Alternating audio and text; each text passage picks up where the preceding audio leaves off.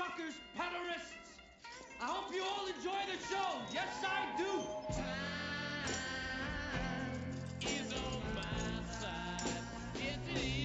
Hello everyone, welcome to Joe Consumes Cinema. I'm your host, The Green Conspiracy, and today we have House of the Dragon Season 3, Episode 6.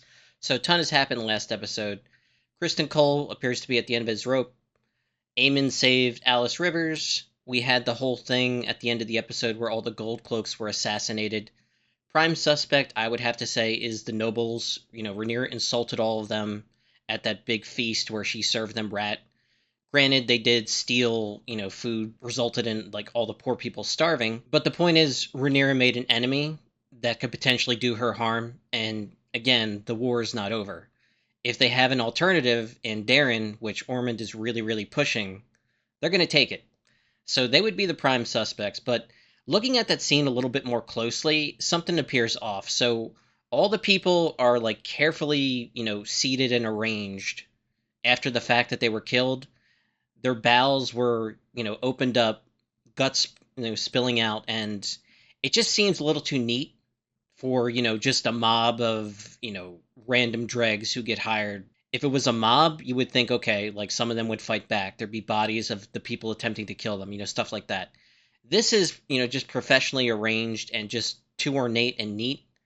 So something else is going on there. But, I don't want to speculate just yet because I could be totally wrong, but, no one, I'll just say. You probably know what that means, but just on the off chance I'm wrong about that, it just seems, too clean, too neat for what we saw there. Something else is going on. But yeah, really good episode. Ton has happened in a short amount of time. We've got a lot in the works, and yeah, I just want to get right to it, so let's get right to it. They're all rivermen. Who killed them? It's an ambush. On your guard! That's cool.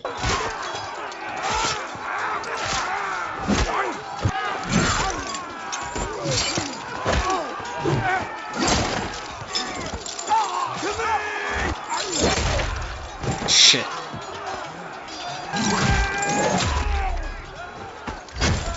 Jesus.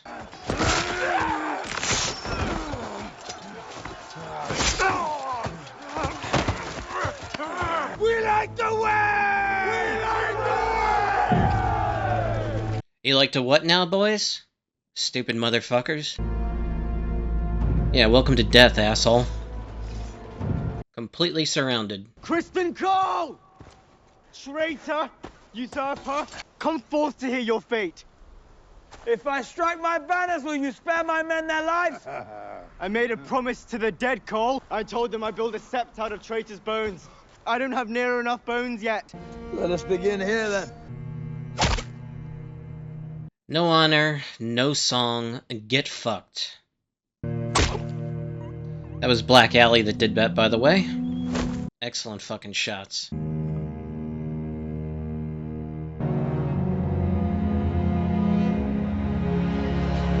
What a great way to start the episode. Lord Ormond mocks us in our own city.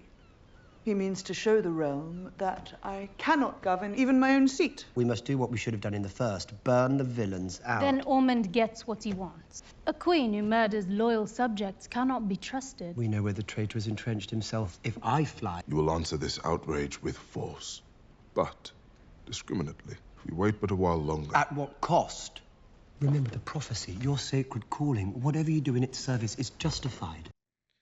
Oh god, his interpretation is insane. Whatever you do in its calling is justified. My father would abhor it. Ah, and there we have it. The most effective assassin has a plain face. There is a detachment left here of Valarian men, soldiers, ready to aid Prince Daemon in his... I think not. I am sent to represent House Baratheon in response to your summons. Where is Lord Boros? Lord Boros begs patience, my queen. He has taken his army to the Red Mountains to fight the Vulture King. His queen summons him north, and all of a sudden it occurs to him that he must ride south. Your lord makes the mistake of considering a common bandit a greater threat to his interests than I am. Give me your belt. Took it all for granted, didn't we? That will soon be the same again, I imagine. But we're not the same, are we? We weren't in service back then. She stopped me going to the tavern, Hugh. Not 1 hour with the lads. Are you so ungrateful that you insist upon... Helena is with child. This ain't good. Still you insist on misjudging me? If the child is male, would you not in the end find it necessary? I cannot let this go unanswered. Helena did as I persuaded her to do. If you must be cruel, let it be me who suffers. Your guard is doubled. There'll be no more walks in the Cotswold. I accept this judgment. My judgment does not require your acceptance. She is fragile. You cannot confine her. I didn't. And now I must. You are a high tower to my court. You are the enemy. And to you? Do not try me. Helena is with child. You yourself had no suspicion. No. Oh boy. What's this? Oh god. They're quitting. My children are now penniless. I will not leave them fatherless. Shame.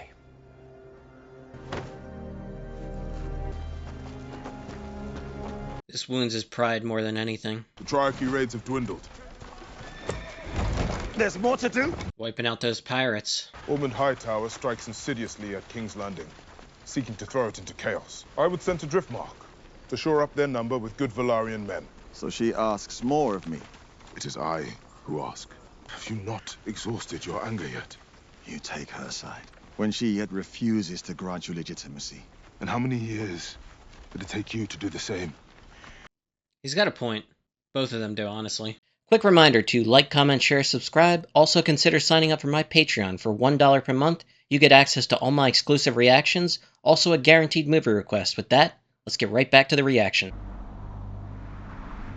We haven't seen Reyna in a minute. She's surviving off of berries and I guess whatever food Sheep Stealer brings her. Probably charred up sheep. Who is that? The Queen assumes that where your dragon is, there you will be too. She is no queen. And when you find your mount, will you fly to your death? She's manipulating him. To what end, we still don't know. I saw Moondancer. My sister's dragon. I thought if I could just see her face. So you leave your hiding place in violation of our agreement and you fly toward a town equipped with several thousand pairs of eyes. The Queen thinks Sheep Stealer's rider is dead. It has been your only reprieve. All my life, I have yearned after a dragon. And now I have one, but I have lost everything else. That was your choice. They are dead to you now. Yeah, this isn't a friendship. You mean to fight on? With what? Rhaenyra will not burn her own subjects. She is a woman, squeamish. If your host leaves these walls, it burns. The river army draws closer by the day. What possible course is there? When the usurper's host comes here, we will fight on our terms, on our ground. Meanwhile, we are turning King's Landing against that overweening cunt, little by little. The great houses cannot but come to our side. Have any yet come? The patient hunter gets the kill. He styled you the bloody king. You left me alone with him. You know what he is. If he were king, you could cast him down. I will never be king, Uncle. We both know. He may be young, but he's not stupid. The road ahead was fraught with peril. To bring a small You child. lied. I wished only to save you from this place. Me? Or yourself?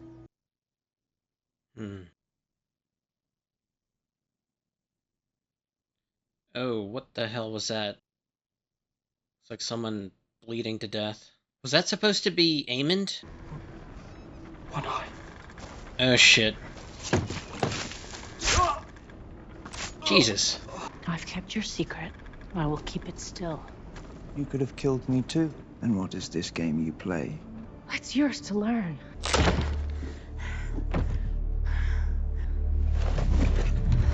What the hell? Your ancestor, Rhaena Targaryen, came to Harrenhal. Her dragon laid a clutch of eggs before Rhaena herself died. And they have sat here, cold and abandoned these 100 years. There's an ancient strength here.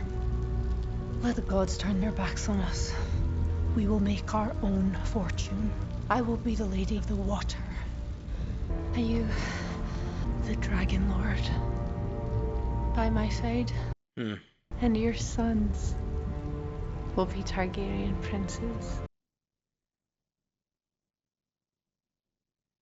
The Mother House lately enjoyed the protection of the City Watch. We are in peril. One of our girls was taken. You have my condolences. I shall light a candle for her when next I attend the sept. That was cold. We have watched in fears we found gold cloaks murdered among us. And I've heard a great number of them have resigned their posts, leaving the streets undefended. Yes, these are Hightower crimes. The craven Ormond strikes at me from Tumbleton, where he has concealed himself among innocents. But how will we now be protected? If the City Watch fails, then who will preserve order among us? I have sent for Valarian men. Once they arrive, the city shall be returned. How will they be protected? Oh boy. Looks to her father's statue. Yeah, that could not have gone worse. It said the throne rejects those that are unworthy. It's one of the reasons why Viserys kept getting cut every time he sat on it. He's dressed as a gold cloak now, hoping that they try him.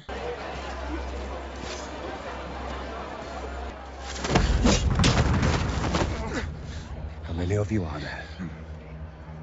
How many? We have no number. We are everywhere. Your kind will die in dragon fire. Would you lay waste to our own city? When you strike us, you only drive more to our cause. Which way you're fucking... Oh shit. Insolent maggot. I'm up that bloody hill for days at a time. Men deserve their simple pleasures. Keep us going. You yourself should understand. I knew he was just gonna do that. Set foot in the city again, and I'll put out your eyes. Oh shit. That's that little spy. Lord Ormond Hightower, beacon of the South, defender of the Citadel, and voice of Old Town. They're all filthy and he's having a moment. You are quite welcome. I have been ordered to swear fealty to the new king on behalf of Lord Boros. If we might see the king in person, that we may bend the knee before him. Is this a setup? King of the Andals, the Roynar, and the... No! Stop him! Stop him! These are assassins! Sent for Darren and you!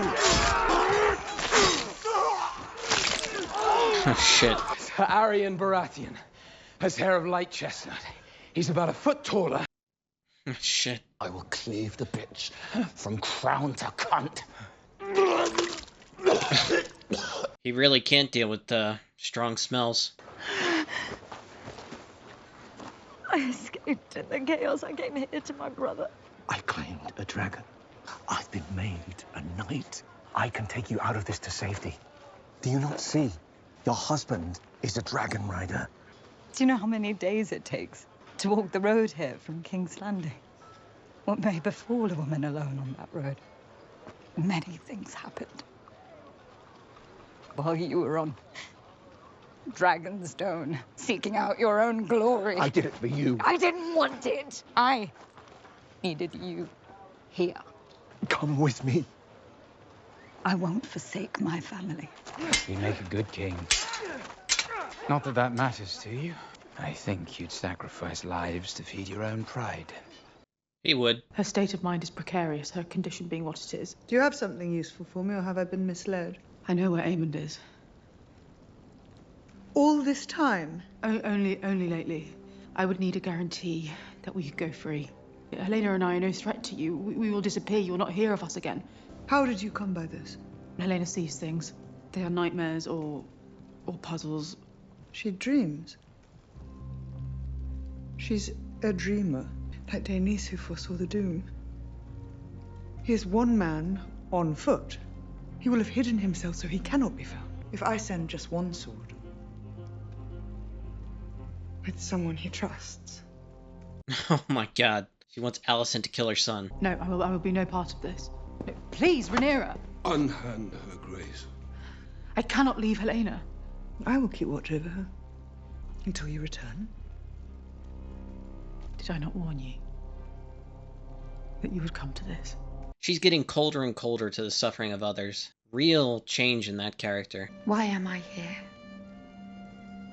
Was there no other lord that offered for my hand? Was it your own desire to marry me to my brother? It was, so that the children would look more Targaryen, giving them more legitimacy than Rhaenyra's children. I will come back and collect you, and we will walk out in the sun. Kick this dog, and it will bite your hand. Who are you? What the hell? How did they get up there? Okay, took some time just to gather my thoughts. So that was episode 6. Really good one. So right off the bat, I love how it started because we had the ambush by Criston Cole and his forces. You know, they think they've got the drop on these people. All the dead bodies and stuff, and, you know, men spring to life. And they're starting to get the upper hand. They're fighting it out. And then all of a sudden, in the background, it's just a giant ring of Northmen and Rivermen that surround them. It was so cool.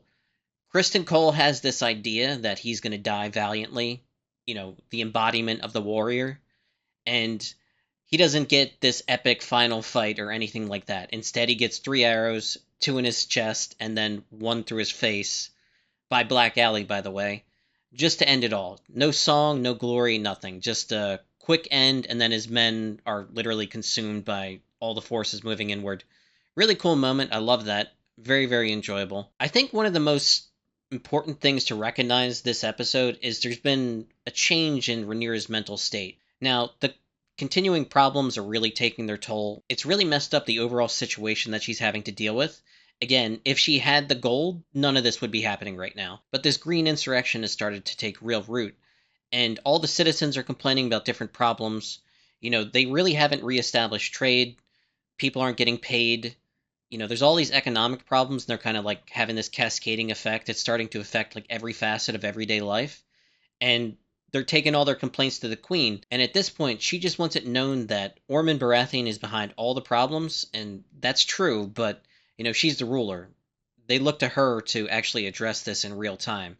And there was that one moment where the Septon or Lady of the Faith, whatever, was talking about how the Goldcloaks, who, you know, have all quit on us, were protecting me and my girls. Now they're not, and one of them was raped. And she's like, "Oh, I'll light a candle for her." Like, just a tepid, anemic response that she could have said anything else, and it would have been better than that. Honestly, it just came off as so cold and distant. Like, what do you want me to do about it? Like, why is this my problem?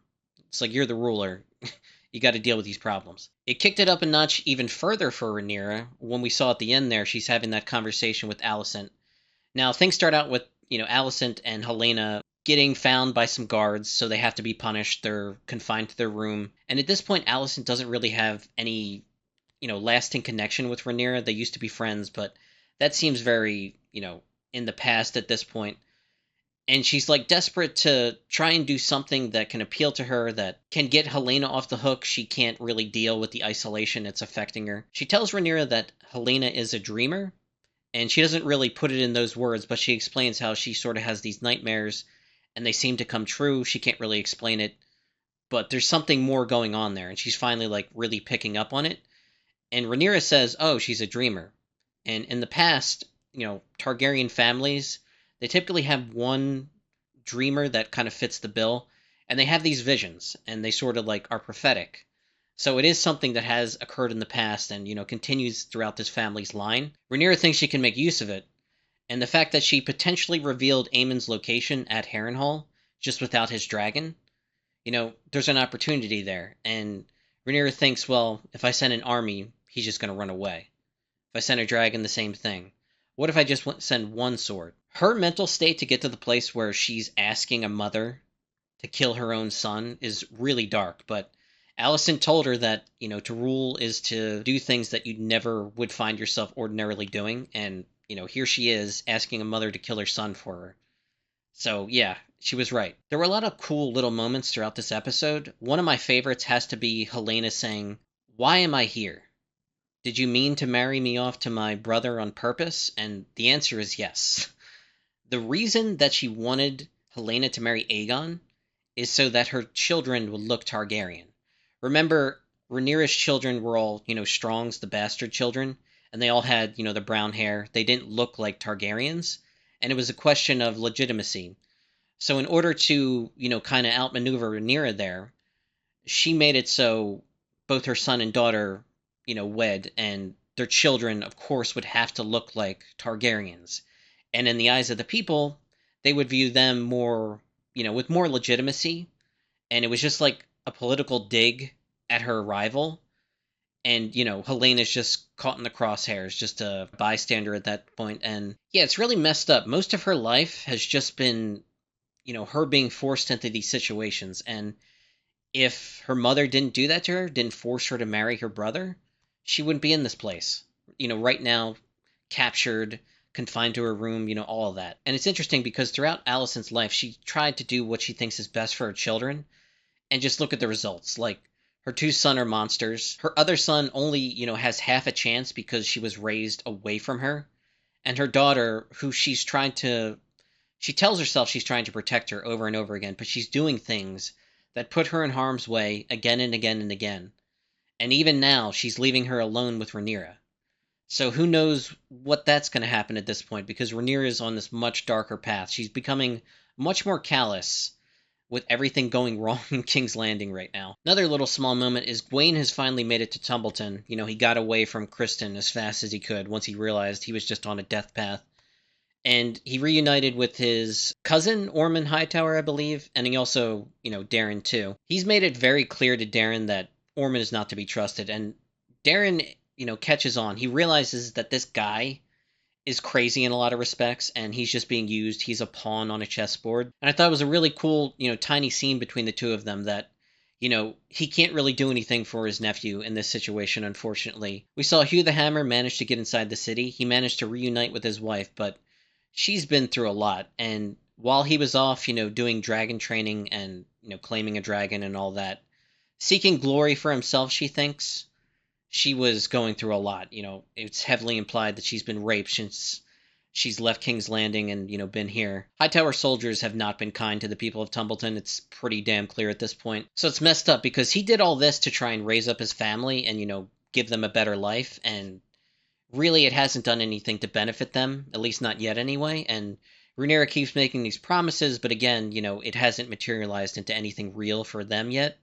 Ulf's kind of in the same, similar situation too, although his version is much more selfish. It's just like, she won't let me drink with my boys, that whole thing. Then he had a run-in with Daemon in the street, which was pretty messed up. He's not supposed to be, just out and about, because again, he's a dragon rider, and if he gets killed, they lose too much. But you can see some of the dragon seeds are really, really not enjoying their newfound roles, like they're knights, they're dragon riders, and it's like it's just not come to anything that has improved their lives in any tangible way. Other small thing, it happened twice throughout the episode.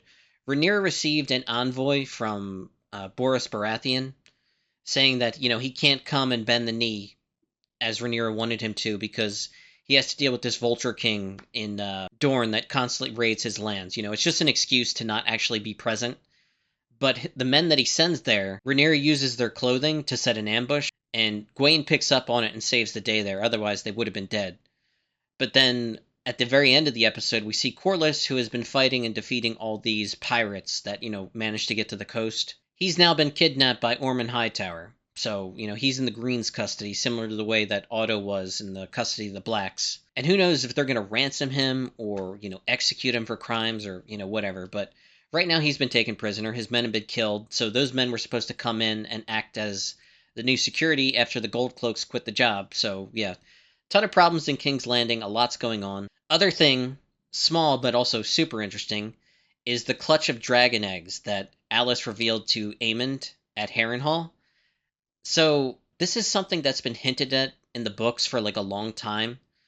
There was Rhaena the Dreamer, who lived out the rest of her life at Harrenhal with her dragon, and there was always this theory that maybe this dragon laid a clutch of dragon eggs on Harrenhal, and now we have confirmation of it. It's kind of weird and very, very bookish, but also just really, really cool. I know Glidus and Swift are going to cream their pants over that one. They're going to talk about that scene endlessly, but it was really cool because not only do you have the dragon egg reveal, you also have the fact that Alice has finally revealed her hand. She feels like she's in a position where she's just cursed to this existence where she's just alone throughout her entire life, and she sees Aemon in kind of a similar position, and the two of them, if they can unite, can be a real force and kind of change the course of history. She basically offers to give Aemon sons that can become dragon riders themselves if she gets her place alongside him. You know, he's the dragon rider, he's the ruler, but she wants to be the lady of the water, as she said. So, yeah, she's making moves, and, you know, her ultimate desire is power because she's been alone for forever, you know, at this cursed location. And she feels kind of like a bystander in her life, and she wants to kind of take charge, and this is the vision that she has for herself. It's really interesting, and finally we get to, you know, some motive for that character, what she's all about. And it's cool and unique and it's weird, and yeah, I love Harrenhal. I've said it before, but the fact that Harrenhal is a character is one of the most redeeming aspects of House of the Dragon. Game of Thrones really didn't know how to do, you know, all the mysticism, all the magic, all the stuff that makes the books more interesting, that, you know, beyond just the politics. It didn't know how to do that. This show does. So that's really, really cool. And yeah, not much else to say about this one. It was really good. Ton has happened. And pretty much all I got for now. So as always, thanks for watching and peace.